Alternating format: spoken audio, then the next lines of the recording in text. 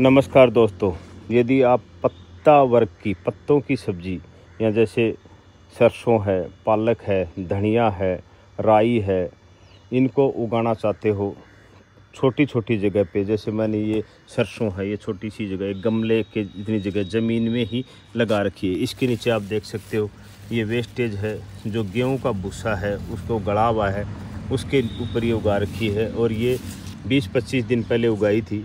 अब ये सब्ज़ी के लिए तैयार हो चुकी है। तो ऐसे सब्जियां आप मतलब ज़मीन में भी उगा सकते हो, और यदि आपके पास खाद है तो आप गमलों में भी उगा सकते हो। उसमें थोड़ी खाद की मात्रा, जो बायोमास है उसकी मात्रा ज़्यादा रखनी है। जैसे आपके पास गोबर की खाद है तो उसको आप ज़्यादा रख सकते हो, आपके पास पत्तों की सड़ाई हुई खाद है उसको आप ज़्यादा रख सकते हो, आपके किचन का वेस्ट की कोई खाद है उसको सड़ा के उसको आप ज़्यादा रख सकते हो।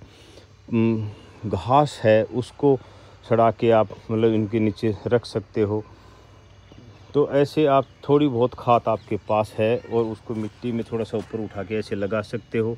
और यदि आपके पास गमले हैं तो उनमें लगा सकते हो। 8-10 गमले में 8-10 जगह लगा दी तो आपकी 1 महीने की, जब भी पत्तों में वीकली आप सब्जियां बनाते हो तो उसकी पूर्ति हो जाएगी।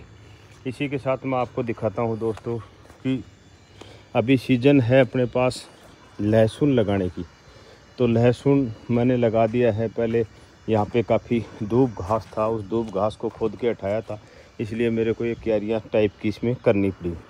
तो लहसुन जब भी आप लगाते हो कभी भी, तो ये देखो आप लहसुन का ऊपर वाला हिस्सा, जो बारीक वाला हिस्सा है नीचे, जो उसकी जड़ें निकलती हैं वो नीचे ऊपर की तरफ निकाल के रखना है बाहर। पूरा ज़मीन के अंदर इसको नहीं डालना है। आधा या तीसरे हिस्से का लहसुन बाहर दिखना चाहिए। ये दिख रहा है देखो आप।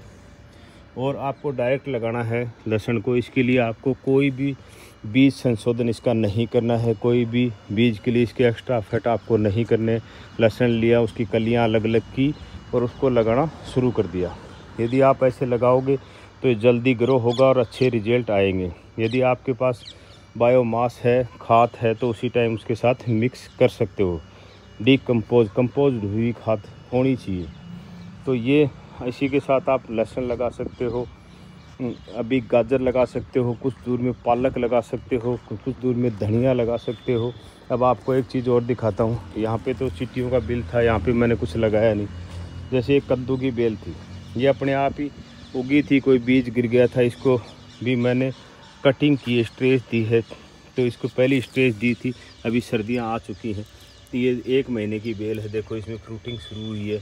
अब देखते हैं आगे सर्दी तेज़ होगी कि इसकी सब्ज़ी लगेगी नहीं लगेगी, लेकिन इसकी ग्रोथ आप देखो बहुत शानदार है और बहुत शानदार ग्रोथ इसने की है और फैल रही है। तो यदि आप छोटे छोटे एक्सपेरिमेंट करोगे, छोटे छोटे घर पे काम करोगे, चाहे आपके पास ज़मीन नहीं है तो गमलों में करोगे, तो अच्छे रिजल्ट आएंगे और आपको अच्छा मोटिवेशन मिलेगा, आपको पॉजिटिव एनर्जी आपको मिलेगी, आपके घर के लिए सब्जियां मिलेंगी और आपको मतलब कूल माइंड रहोगे, आप डाइवर्ट रहोगे खेती के प्रति।